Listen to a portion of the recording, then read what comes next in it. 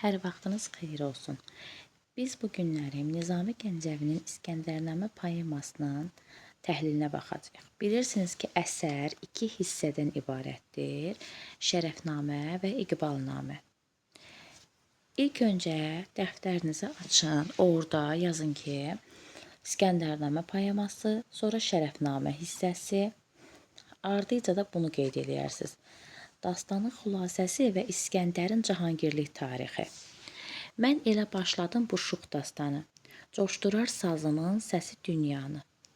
Ən doğru sözləri ki, oyadır maraq, tarixdən onları bir-bir alarıq. Düzdüm dastanıma əsər yaratdım. Ağla sığmayanı büsbütün atdım. Deməli, müəllif qeyd edir ki, mən tarixdən onları bir-bir deyir aldım, bütün məlumatları dastanıma düzüb bir əsər yaratdım. Ağla sığmayan deyir nə var idisə də onları atmışam.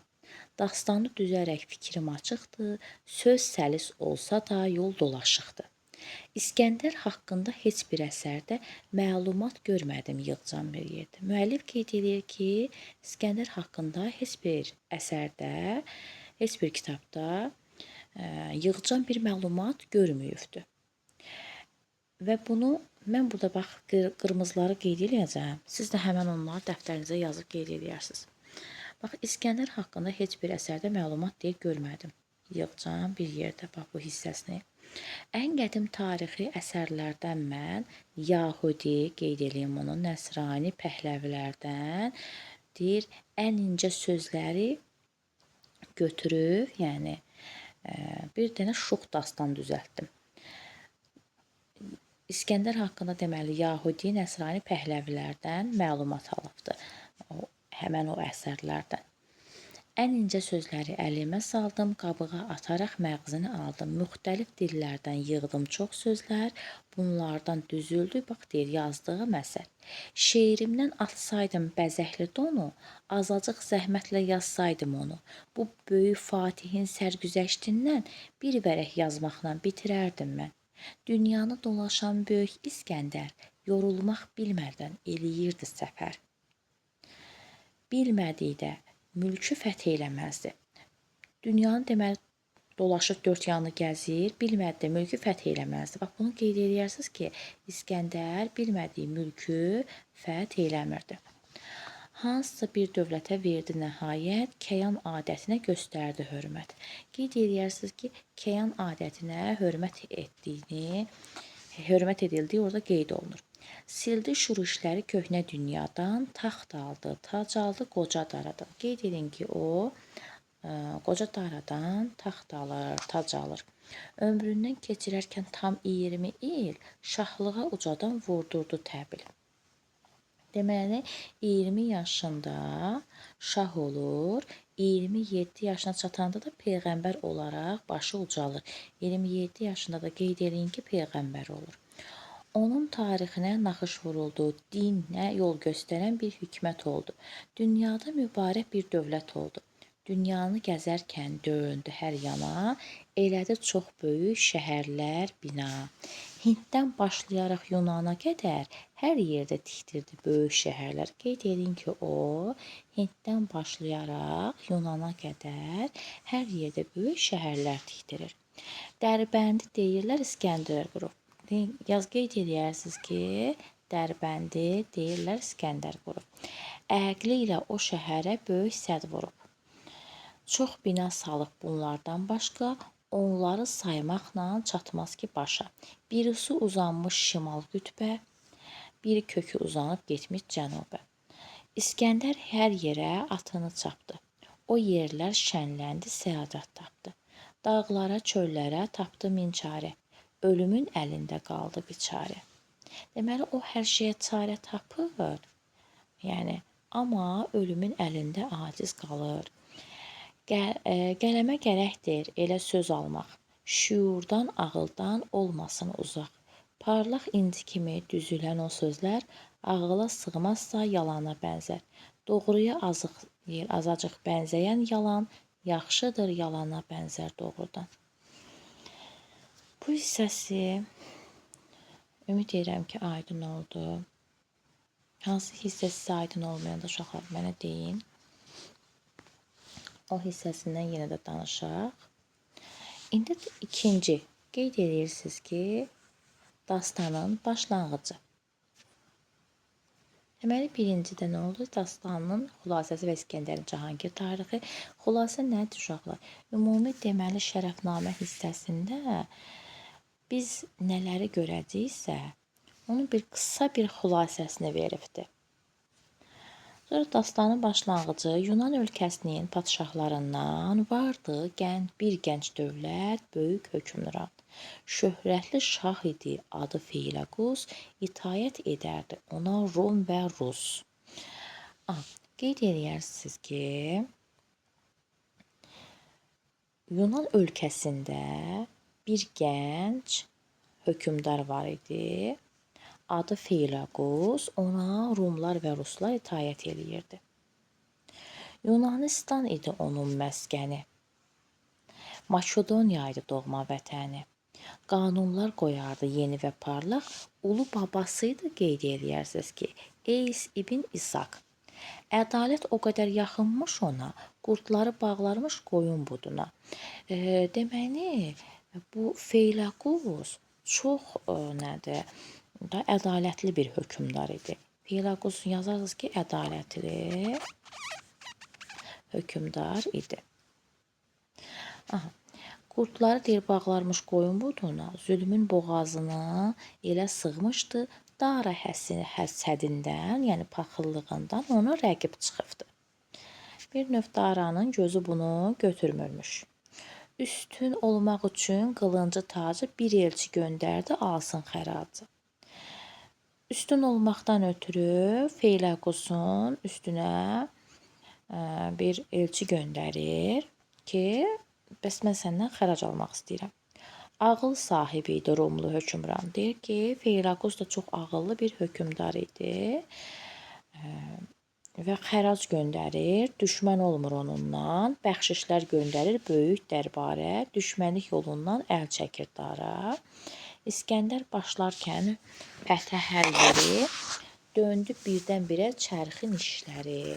Daraya nə dövlət qoydu, nə dövran, süngüsü keçirdi çaxmaq daşından. Bu dastan haqqında əvvəldə deyir, rəvayət çoxdur. Hər kəsi dinlərəm, inadım yoxdur. Feyləqus qəsrində bir gözəli varmış. Bəzəkli gəlin tək azad yaşarmış. Rom şahı vurulmuş ay yüzlü qıza, dilinin əzbəri parlaq ulduza. Keçdi bu vaqədən 9 ay ancaq. Ana bətnində tərpəndi uşaq. Padşah əmr etdi münəccimlər, baxıb ulduzlara versinlər xəbər. Bir xəbər versinlər bu gizlin işdən, rahatlıq versinlər bu tərpənişdən. Birlikli münəccim başladı işə, baxdılar fələkdə olan gərdişə. Taleyi göründü nurdan da parlaq, nə deyim o yaman gözlərdən iraq. Belə xoş fal ilə dünyaya gəldi. Burada İskəndər haqqında danışır. O bağda belə bir fidan yüksəldi. O sərvin budağı bəsləndi nazla. Turaz tək səkərək səsləndi nazla. Meydan axtarırdı beşikdəykən. Deməli İskəndər deyir da burada meydan axtarırmış beşikdəykən. Yəhərə atıldı o öz beşiyindən. Dayədən istədi ox ilə kaman, kağızı ipəyi hey aldı nişan. Böyüdü, öyrəndi qılınc vurmağı, qızmış aslanlara qarşı durmağı. At minmək zövqündən ləzzət alınca, düşdü şəhriyarlıq şahlıq dalınca. Deməli, qeyd elədik bunları ki, birinci dastanın xülasəsindən İskəndərin Cahangir tarixini, İskəndər haqqında heç bir əsərdə məlumat görməyibdi. Nizami Gəncəvi bunu qeyd edir. Sonra o Yahudi Nəsrani pəhləvilərdən ən incə sözləri əlinə salır. Məğzini götürərək bir dənə şux dastan düzəldir. İkinci dastanın başlanğıcı burada Feyləqusun ədalətindən Daranın ona həsəd çıxmasını gördük. Eys ibn İsaqın da Feyləqusun ulu babası idi. Sonra bu hissəsində deməli İskəndərin doğulmasını və uşaq ikən, lap balacalıqdan, yəni döyüşə marağı olması, meydan axtarırmış deyir beşikdə ikən. Bunları gördük. İndi üçüncü hissə İskəndərin təlim alması. Bax, buradan bunu danışacağıq sizlə. Üçüncü. Gəlin baxaq. İndi İskəndərin təlim almasında görə biz nələri görürük. Deyir, tarixin yığılmış tumarlığından keçmişi nəql edir bir dehqan. Elə ki, Feyləquz təzə gəlindək vurdu bu dünyanın mülkünə bəzək.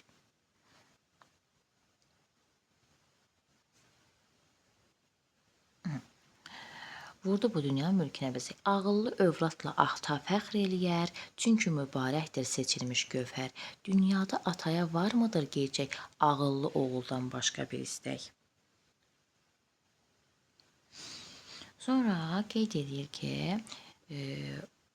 oturtdu öyrənsin ədəblə hünər, günəş eylər daşı qiymətli gövhər. Nikumaş alimdir, bilikli dolu, alimin oğluydu, həkim Ərəstu. Təlim işlərində çəkdi çox əmək, hikmətlər öyrətdi ona sevərək. Sonra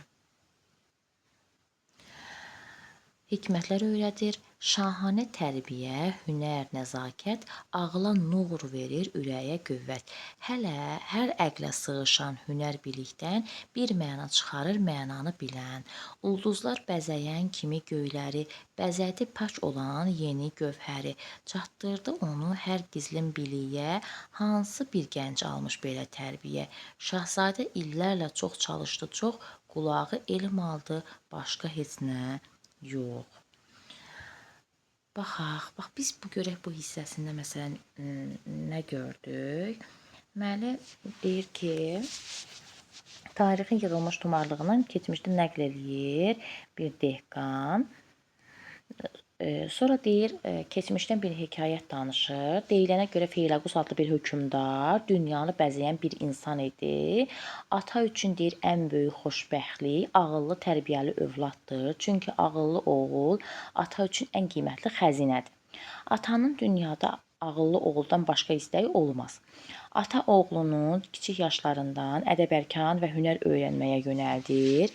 Çünki deyir, tərbiyə, bilik insanı qiymətli eləyir. Günəş necə deyir, daşı parlaq edirsə, bilik də insanı dəyərli eləyir. Burada sonra qeyd olunubdur ki, Nikumaş da bilirsiniz ki, İskəndərin müəllimi idi. Nikumaş adlı alim çox bilikli bir insan idi. Onun oğlu Ərəstu da həkim idi. Ata oğlunun təlim üçün çox zəhmət çəkir. Ona hikmətli biliklər öyrədir. Bu tərbiyə Ərəstunun ağlına nur və ürəyinə güc verir. Sonra gəlin baxaq, görək burada nə qeyd olunubdur. Deyir ki, öz ağlı zəkası olunca rəhbər, tapırdı ən incə mənalı sözlər. Hər incə mənanı edərkən bəyan, sözləri su kimi olurdu rəvan. Həmdərsi Ərəstu bir qardaş deyə, ürəkdən bağlı idi bu şahzadəyə. Ərəstu aldıqca bilik atadan, ona öyrədirdi hər an, hər zaman. Yəqin bilikli həkim ustad, tacidar olacaq bir gün şahzadə. Ona təlimində verdi çox diqqət. Kişini şad edər, qorunsa sərvət. Bəxtini oxudu parlaq alnından, verdi oğluna da ondan bir ünvan. Talih xidmətində duran zamanda, söz qaşı möhrünü vuran zamanda, oğlunu tapşırdı qəsd şahzadəyə. Bax, qeyd edərsiniz ki, Nikumaş öz oğlunu deməli İskəndərə tapşırır. Ant verdirir, söz alır ki, peyman ver deyə ki, sən oğlumu məktəbdən meydana at sürərkən, yəni şahzadə olanda, başın şahlara, yəni göyə ucalanda mənim oğlumu da özünə vəzir edəcəksən. Şahanə başın deyir göydə əyərkən, başını əyərkən köhnə dünyanın, hər səmtə gedərkən hökmü fərmanın, taxtını tacınla məsud edərsən, xərac göndərərlər 7 kişvərdən, Dünyaya şöfqətlə verərsən fərman, padişah olarsan uzun bir zaman. Bu dərsi təlimi tut xatirində. Bax, burasını da qeyd edin. Qızıla, gümüşə çox olma bəndə. O zaman oğlumdan götürmə nəzər, haqqıma, sözümə hörmət göstər. Onunla et çətin işdə məşvərət. Deyir, çətin işlərə düşəndə mənim oğlumla məsləhətləş. Qılıncdan kəskindir gözəl məsləhət. Səndə dövlət var, deyir, onda hünər var. Hünərlə dövlətdə deyir, bir araya gələndə, yəni hər şey deyir, gözəl olur. Şahzadə söz verdi ki, öz ustadına hər əmrin qəbuldur, söylədi ona. Taxtımla, tacımla olsam padşah, Ərəstu da mənim deyir vəzirim olacaqdı. Bunu deməli müəlliminə söz verir. Ustadı bilirdi. Bir gün bu uşaq dünya şahlarına fərman yazacaq. Ustadın oğlu da alim bir kəs idi. Yəni həkim Ərəstu da deyir bir alim idi. Onunla həm yaşıd, həm dərs idi. Şahzadə daima ona mehriban, o da şahzadədən heç vaxt ayrılmazdı. Yəni mehriban idilər. Bir yerdə oturub bir yerdə durardılar. Ərəstu razılıq verməzsə işə, İskəndər bir quş da taxmazdı, deyir şişə. Yəni hər şeyi, hər məsləhəti Ərəstu ilə məsləhətləşib alırmış. O tədbir vermədən tutmazdı bir iş, hər işdə alardı ondan göstəriş. Qeyd edərsiniz ki, o hər işdə deməli Ərəstudan neynir? Məsləhət alır. Feyləqus dünyanı tərk etdi daha, taxtını tapşırdı gənc padşaha. Bəxtini oxudu. Bax, burada da izahlar yenə veribdir şərtdən. Baxaq görə, məsələn, biz burada nəsə qeyd eləmədiyimiz varsa qeyd edək. Bəxtini oxudu parlaq alnından, verdi oğlunun da ondan bir ünvan. Yəni, Nüqumaş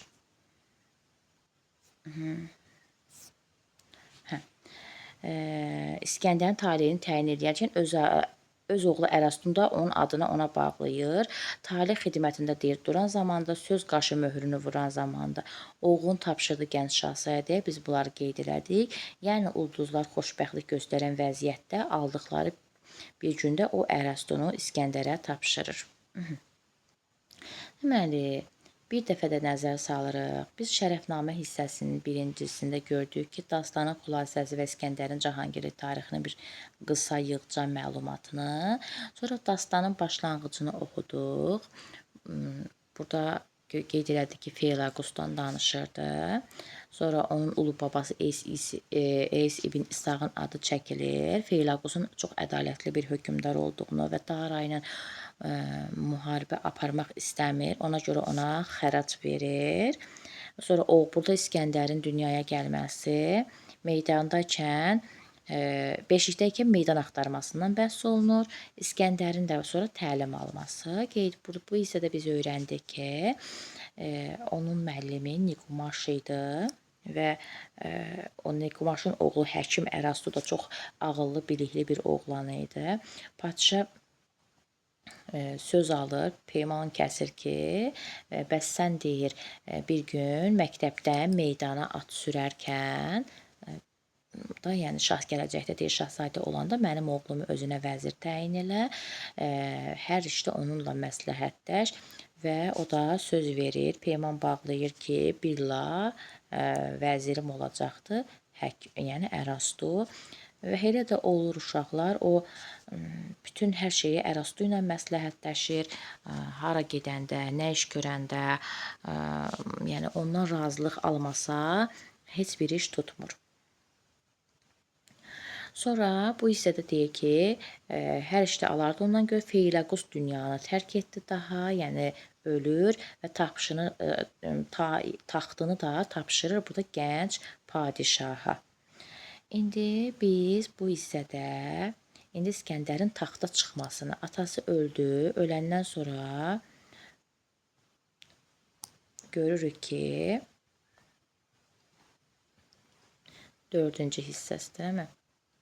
3-cü hissəni oxudum, indi 4-cü hissəni oxuyacağam. İskəndər artıq atası öləndən sonra taxta çıxırdı. Elə ki, Rum şahı taxta oturdu. Dünya mum kimi naxış vurur. Dünyaya bir mum kimi naxış vurur.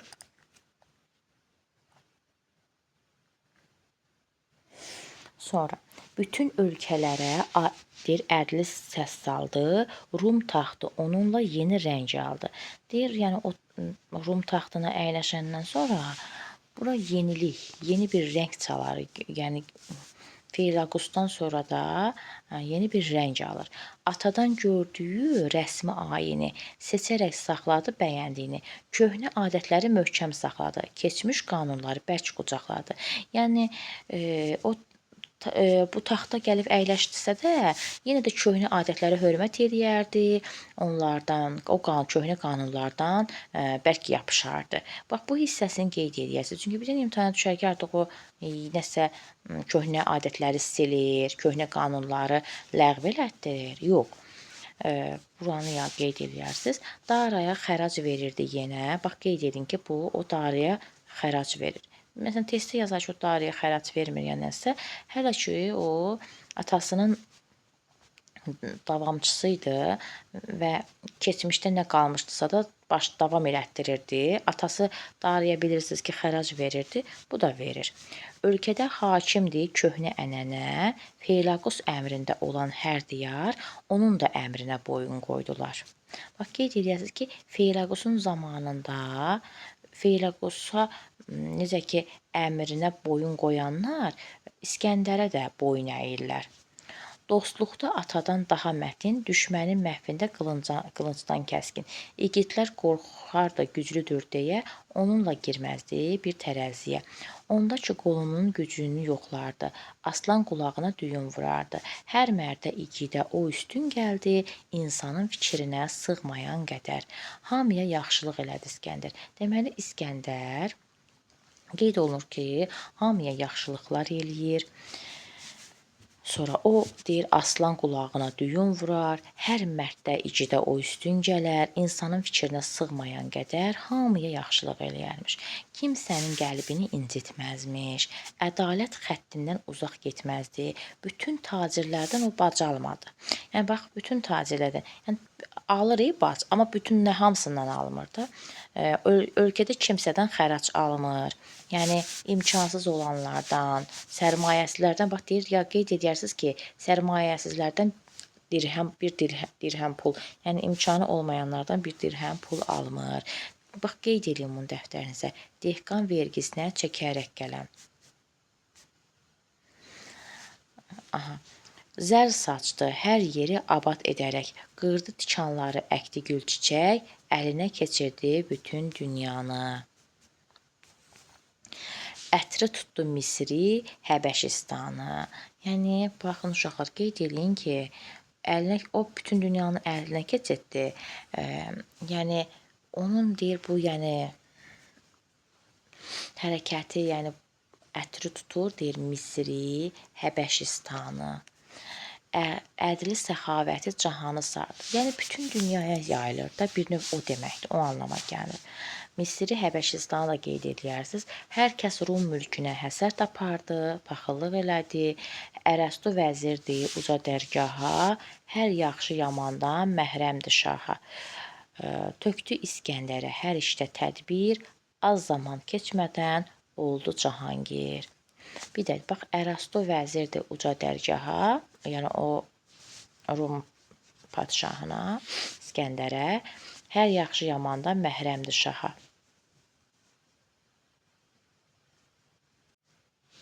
Aha. Sonra tökdü İskəndərə hər işdə tədbir, az zaman keçmədi, oldu Cahangir. Aha, belə. Deməli, yəqin ki, hər bir başlıq hissələri yəqin ki, yox, dəqiq şəkildə qeyd edirsiniz. Bax, başlanğıcları qeyd elədi, sonra onunla bağlı olan qeydlər. Bura kimi hələ ki 4 dənə başlanğıc yazmışıq. İskəndərin təlim alması, sonra İskəndərin taxta çıxması hissəsi qeyd elədiniz. İndi gəlin 5-ci. Zənci qoşununun gəlməsindən İskəndərin xəbərdar olması. Bax, 5-ci. Buranı qeyd edin, yəni hər dəfə hissələrin başlanğıcını yazın dəftərə. İndi 5-də. Zəncir qoşunun gəlməsindən İskəndərin xəbərdar olması. Elə ki fələyin çırağı səhər, dünyanın nuru ilə etdi münəvvər. Günəş əlvan şəfəq saçdı hər yana, gəlin tək oturdu qızıl taxtına. İskəndər qədimki deyir ayində durdu, eyvandan şöfqətli bir məclis qurdu. Bir nur çeşməsi idi, oturmuşdu şən, aman səsi gəldi uzaq ellərdən. Məclisdə padşaha etdilər məlum. Aman gəlmişdir bir yığın məzlum. Deməli o bir məclis qurur. Bir də həmən o məclisdə oturarkən birdən bir uzaq ellərdən bir yəni səs gəlir ki, xəbər gətirirlər ki, bəs yəni bir yığın məzlum, günahsız onun yanına gəlmişdi. Kömək istəyirlər Rum sultanından İskəndərdən. Deyirlər ki, Misirə çox dar oldu cahan. Zəncilər axınla gəlmiş bu səfər, dolaşmaq çətindir, tutmayır çöllər. Qeyd edərsiniz ki, indi dəftərə bir yığın məzlum xəbər gətirir ki, zəncilər Misirə hücum eləyir və İskəndər onlara kömək etməlidir. Zəncilər axınla gəlmiş bu səfər, dolaşmaq çətindir deyir, tutmur çöllər. Ordularla dolmuş bu böyük cahan, çöllərdə hakimdir qorxu, həyəcan. Hamısı da deyir çöllüdür, qatırandan da qaradılar. Zənciləri burada təsvir eləyibdir ki, hamısı deyir çöllüdür, özləri də qatırandan qaradır. Çöllərin otu da çatmaz deyir onlara. Köməyə çatmazsa deyir, əgər böyük İskəndər qarətə gedəcək o zəngin diyar. Yəni Misir talan olacaq. Bu haqsız axından parakəndəyik, şah fərman sizindir, bizlər bəndəyik. Ondan elə bir kömək umurlar. O dinin pənahı, adil hökmdar. Bildi ki, Zəncidə hədsiz qoşun var. İskəndər bilirdi ki, Zəncidə hədsiz qoşun var. Bax, bunu qeyd edəsiniz ki, o bilirdi ki, Zəncinin qoşunu çoxdur. O hədsiz ordudan qorxdu hökmran. Bax, qeyd edərsiniz ki, o bundan qorxuya düşür, qorxur. Deyir ki, baxın, burada bir bədii sual da var. Deyir, qorxusuz olurmu ağıllı insan? İskəndər vəziri tez dəvət etdi, onunla ətrafı məsləhət etdi. Ağıllı, bilikli, hünərli vəzir müzəffər olmağa tökdü bir tədbir. Qalx dedi, bəxtini sına zamandır, belə əjdahanı məhv etmək şandır. Baxın uşaqlar, deməli, deyir, o Zəncidə hədsiz qoşun olduğunu bilir və bundan deyir, qorxur hökmran. İskəndər də vəzirini çağırır Ərəstunu, onunla məsləhətləşir. Ağıllı hökmdara, hünərli vəzir məsləhət görür ki, yəni tədbir tökür ki, qalx, bəxtini sına, zamandır. Belə əjdahanı məhv eləmək yəni lazımdır. Zəfərlər deyir, yaratsa ordunun əli, daha möhkəm olar şahlıq təməli. Deyir, əgər sən deyir, şah olaraq, yəni zəfərlər qazansan, şahlığın təməli daha da möhkəm olacaqdır. Misirdə, Zəncidə olur sənə ram, mərdlikdə alarsan yenilməz bir nam. Deyir, əgər sən deyir, onları məğlub eləsən, Misirdə, Zəncilər də sənə ram olsa, tabe olsalar, mərdlikdə sən yenilməz bir nam, ad qazanarsan, ad alarsan. Ölkədən silinsin azğın düşmənlər, xainlər kör olar, dostların gülər. Deyir, əgər sən deyir, ölkədən azğın düşmənləri silsən, xainlərin kör olar, dostların da bax buna sevinər, gülər. Rəhbərin əmri ilə o gənc hökmran bayrağı ucaltdı Makedoniyadan. Bu məsləhətdən sonra qeyd eləyin dəftərinizə ki, o bayrağı Makedoniyada ucaldır. Topladı süngülü, qılınclı əskər. Dənizdən quruydu çıxınca ordu. Tərpəndi bir daha Misirdə durdu. Padşah əmr etdi Nil sahilindən keçərək çöllərdən tutsunlar məskən. Bir sizə uşaqlar, Nil çayı Misirdən axır. Yedəkli at ilə axsın meydana, döyüşdə verməsin aman düşmana. İgidlər düzüldü, yola hər nə var, zəncinin kininə bel bağladılar. Deməli, zəncinin üzərinə hücuma keçməkdən ötürü onlar neynədilər? Yola düzüldülər. İgidlər düzüldü yola. O coşqun ordunu görüncə zənci, bu onların gəlişini görən bu zəncilər gözündə qaraldı dünya sevinci. Yəni dünyanın sevinci artıq bunların gözündə qaralır. Bunlar da qorxuya düşür. Döyüşə başlarkən hər iki əsgər, hər iki əsgər deyəndə, yəni zəncilər, bir də kim? İskəndər. Aha. Divləri sarsıtdı ucadan səslər. Elə yerdə idi bu döyüş inhan, döyüşün yerini təsvir eləyir ki, bu döyüş deyir elə bir yerdə idi ki, qubar gətirirdi adam yanğından.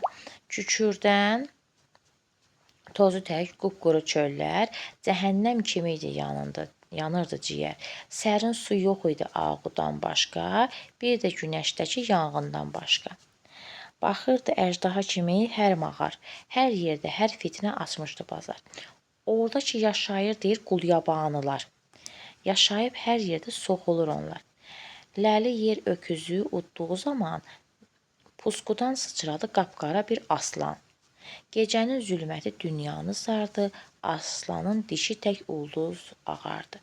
Gecənin göbəyi yayırdı ətir, işıqdan dünyaya açmışdı çətir.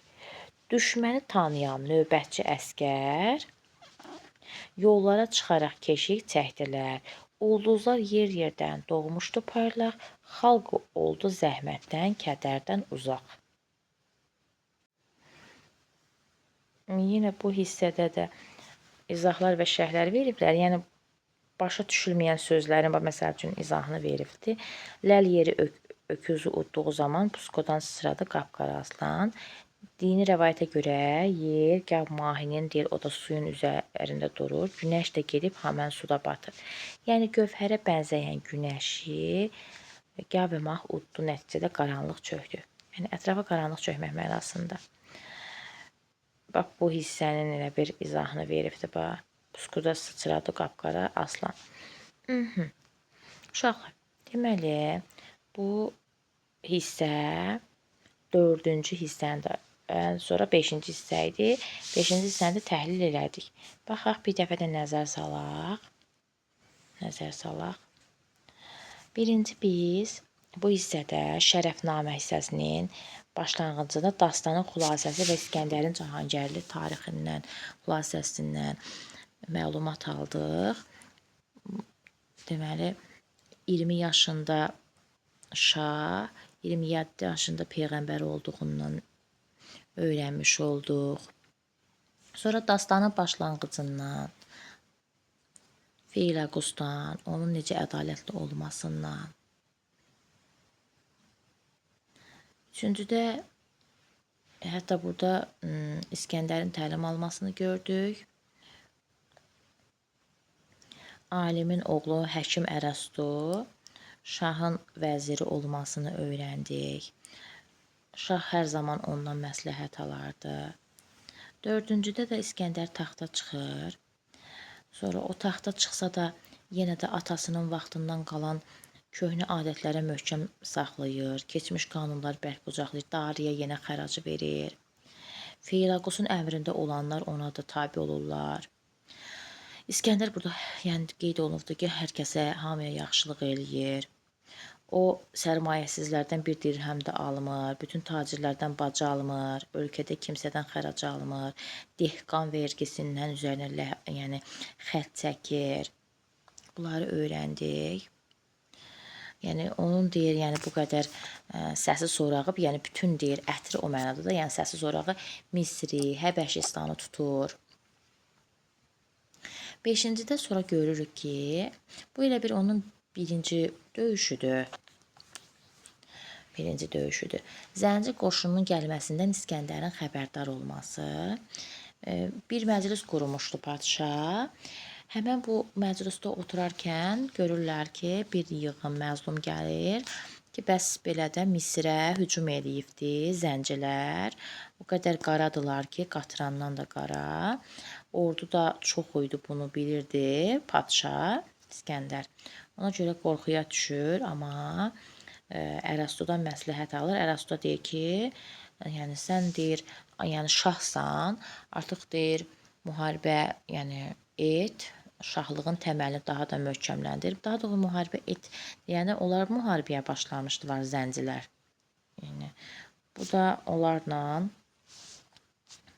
qarşılaşır. Sonra təbii ki, burada elə bir Ərastonun məsləhət verir ki, əgər sən deyir onların üzərində deyir qələbə çalsan, Misirdə, Rumda, yəni sənə ram olar, sənə tabe olar. İndi gəlin 6-cı hissə. Buranı təhlil eləyək. Görək 6-cı hissədə biz nə görürük? 6-da Daranın İskəndərlə müharibəyə qoşun çıxarması. Məzlumlar axaraq gəldi hər yandan, dedilər coşqun sel qoparır tufan. Daranın ordusu səfər eləyərkən polad geyimlərdə yerlər qaraldı. Bir casus gəlib söyləyir ki, düşmən sərxoşluğu durduğu yerlərdə qafil olmuşdu. İskəndər deyir, bir basqın eləyərsə əgər deyir Daranın üstünə qəflətən. Çünki deyir onlar sərxoşdular. Gəl deyirsən onların üzərinə qəfil hücum elə, basqın et. Bir anda çıxarar onun mülkündən. İskəndər görərək söylədi cavab. Gizlində qalmağı sevməz afitab.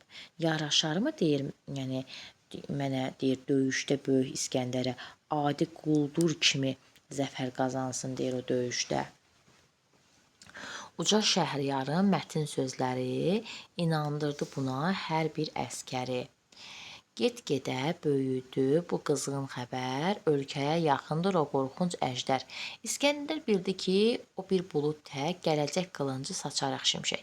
Bütün ölkələrə göndərir xəbər. İskəndər bilirdi ki, yazın qeyd edin ki, bu başlanğıcı təbii ki, yəqin ki, qeyd edibsiz, yazıbsınız da. İskəndər bilirdi ki, bir gün Dara onların üzərinə hücuma keçəcək. Deyir, bax, gələcək qılıncı saçaraq şimşək. Bütün ölkələrə də xəbər göndərir ki, durmadan dərgaha yığılsın əskər, hər yerdən əskər toplayır. Qeyd edin ki, Rumdan, Əfrəncəndən, Misirdən, Rusdan ordular toplanmağını əmr eləyir. Bir ordu bəzəndi gəlindən rəqsan. Ordu toplanınca Uca İskəndər əmr elədi ki, toplanmış ordunun sayını mənə xəbər verin. Sayında məlumat verin. Və bu zaman dedilər ki, 600 min əskər dərgahına gəlibdir, yəni hüzurundadır. Hər yanda yığışıb gəlincə ordu çalğısız, içkisiz bir məclis qurdu. Bax, çalğısız, içkisiz bir məclis qurur.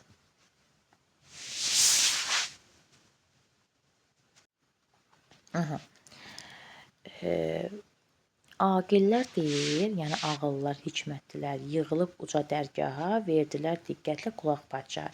İskəndər söz açdı bütün işlərdən. Daranın astığı o döyüşlərdə. Şübhə yox dedi. O adlı tacdar bizimlə döyüşə verib qərar. İskəndər deyir ki, buna şübhə yoxdur ki, Dara bizimlə döyüşə qərar veribdir. Hərb üçün, silah üçün fikriniz nədir? Soruşurlar ki, bax, daha doğrusu İskəndər soruşur ki, İskəndər baxdıq bizimlə deyir döyüşə girmək istəyir. Bizlə vuruşmaq istəyir. Sizin fikriniz nədir? Hərb üçün, sülh üçün fikrinizi söyləyin. Düşmən çox yaxındır. Göstərin tədbir. Deyir ki, düşmən çatır. Bir tədbir görün görək. Yəni hərb yəni müharibə üçün, sülh üçün bir fikir söyləyin. Çıxmasın bu kəskin qılıc deyir qınından. Bizə kişi deməz bir nəfər insan. Taxt alarsam deyir qoca Daradan, zalım adlanaram bununla mən. Qıymaram çıxsın öz mülkəndən Dara. Yamanlıq eləmərəm mən kəyanlara. Deməli, qeyd edin ki, dəftərinizə. İskəndər kəyanlara, yəni yamanlıq etmək istəmirdi. Və ona görə yəni kəyanlara yamanlıq etmək istəmirdi ki, deyir, çünki qorxuram bu əməlim bugün düşməni çıxarsın bizlərə üstün. Bu yolda düzgün bir tədbir göstərin mənə deyir.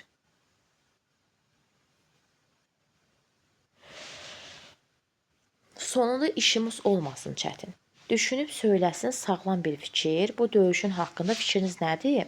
Bilikli, şüurlu, ayıq, hünərvər başçılar diqqətlə çox dinlədilər. Hörmətlə hamısı dil tökdü ona. Padşaha etdilər çox dua səna. Uğurlar olsun bu yaşıl ağaca. Kökləri möhkəmlədir, adınsa uca. Deyir, kökləri möhkəmdir, adınsa uca. Taxtınla, tacınla dünya qurulsun, qapında düşmənin başı tac olsun. Doğrudur. Tamamən şah buyuranlar, bir də biz onlar edək mi təkrar? Əmrindən dönmərik, sözün fərmandır. Padşahın yolunda canlar qurbandır. Sözləri bununla bitirdi ancaq səhər, sən bu qan tökməyə qoyma ilk ayaq. Söyləyirlər ki, sən bu qan tökməyə, müharibəyə, davaya ilk ayaq qoyma. Sən deyir, çayan taxtına hörmət göstərməyə davam elə. Öncə deyir, tökməyə gəl etmə cürət. Deyir, öncə sən deyir, qan tökməyə gəl cürət eləmə. Hamının fikrini şah öyrəndi, bildi ki, sərkərdələr edəcək kömək, doğrular sözünü tutaraq getdi. Ordu yeritməyə o gün əmr etdi. Tərpəndi əjdaha, heybət əskərlər, başında da əjdaha Peykər İskəndər. Deməli, biz bu hissəsini də təhlil elədik, 6-cı hissəsini. İndi 7. Bax, başlıq olaraq yazın, Taranın İskəndərlə müharibəsi. Bunu qeyd eləyin dəftərinizə.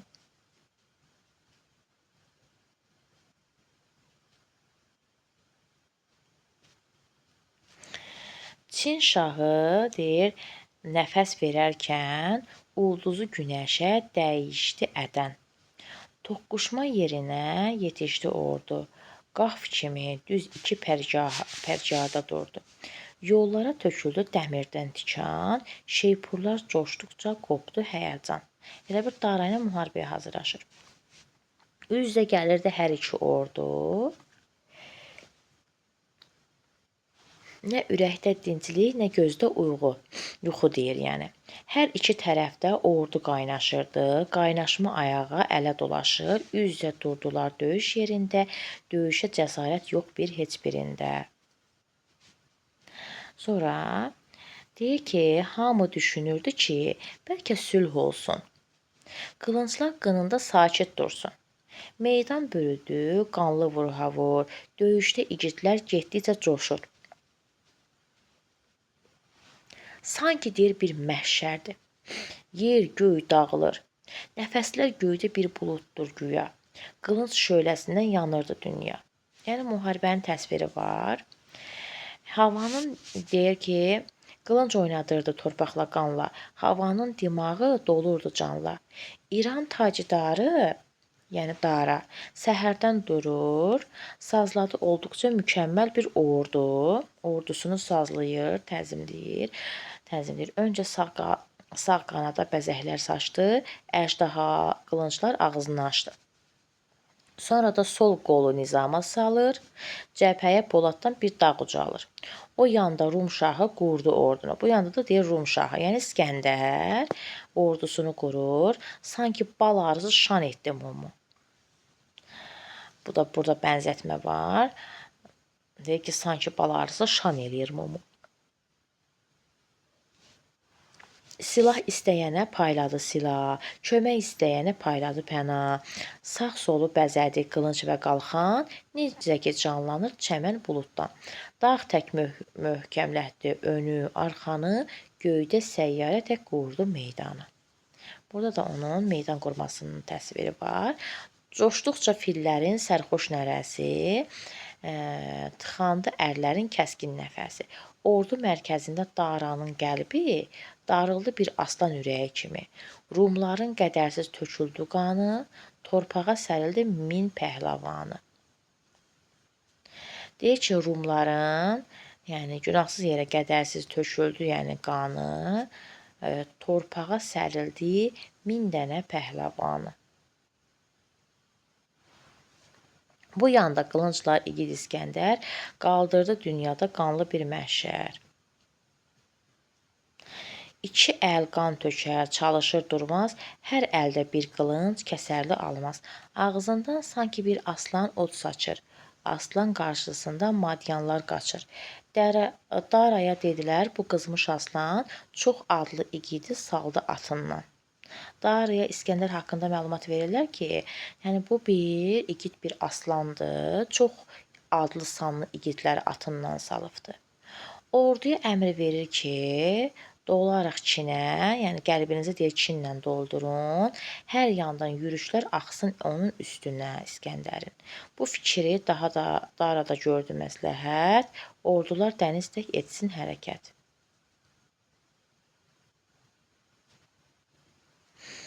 Sonra hamısı sel kimi bir səmtə axsın, İskəndər üstünə cilov buraxsın. Daranın əmri ilə ordu yer-yerdən qaynayıb irəli atıldı. Birdən cilovlar parladı, edərkən həmlə qılınca sarıldı iki əli ilə. İskəndər görüncə elə divanı, atdı düşmən kimi şərmi həyanı. Əmr elədi yerindən tərpənsin dəniz. Yəni ordusu nəzərə alınır burada. Hər kəs öz canını tutmasın əziz. Yəni deyir heç kim öz canını əziz tutmasın, kənara çəkilməsin.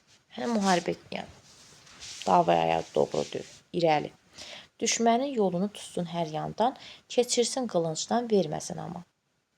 Qarınca çibin tək qaynadı meydan. Girdi bir-birinə hər iki cahan. İskəndər isə həman qorxulu anda bir kötük tək möhkəm durdu meydanda. Həmlədən həmləyə keçirdi ordu, su deyil sanki qan içirdi ordu. Daranın da uşaqlar 2 dənə baş sərkərdəsi vardı. Üzdə dost kimi görsənirdilər ona, ürəkdə çox tikan tutardı, çox kin tuturdular. Daranın kinindən yorulmuşdular. Ortada bir ürək incikliyi var. Şahı öldürmək üçün oldular əlbir. Çin ilə oturub tökdülər tədbir. Bəzəmək istərkən qanlı bir bazar, gedib İskəndərə sığındı onlar. Oğula gəlib deyirlər ki, Daranın bizə çox etimadı, inamı var, tək bizə inanır qoca tacıdar. Zülmündən yanaraq etmişik tədbir, öldürmək fikrində olmuşuq əlbir. Ancaq sən doğru qal bu şərtimizə, xəzinə ağzını geniş at bizə. Deyib biz ona satqınlıq eləyək, onu öldürək, yaradan götürək. Sən də deyir, xəzinənin ağzını bizə geniş aç, yəni bizə xəzinə ver. Daranın xəzinəsindən. Hər birimizi sən varlandırarsan, qulluğumuz üçün qızıl saçarsan. Bu iki xainə Rumlu hökmran söz verir ki, onlara söz verdi, onlarla da peyman bağlayır, əhd peyman bağlayır ki, lakin əhd peyman bağlayır. Deyir, yaxşı, siz onu öldürsəz, məsələn, xəzinə qızıl verəcəm. Amma ürəyində onlara inanmır. Lakin inanmadı deyir buna İskəndər. Daranı öldürə bilsin xainlər. Ancaq düşmənindən qurtulmaq üçün hər kəs üçün çarə aramaq mümkündür. Bu zülmü ədalət gördü hökmran, gəldi xatirinə köhnə bir dastan. Bax bunu qeyd edin ki, bax bu hissədə Dovşanın deyir, hər bir yerin məsəli var, yenə də o yerin tazısı tutar. Deyir, əgər bir adamı məhv eləmək istəyirsənsə, həmən yerin adamınla məhv elə.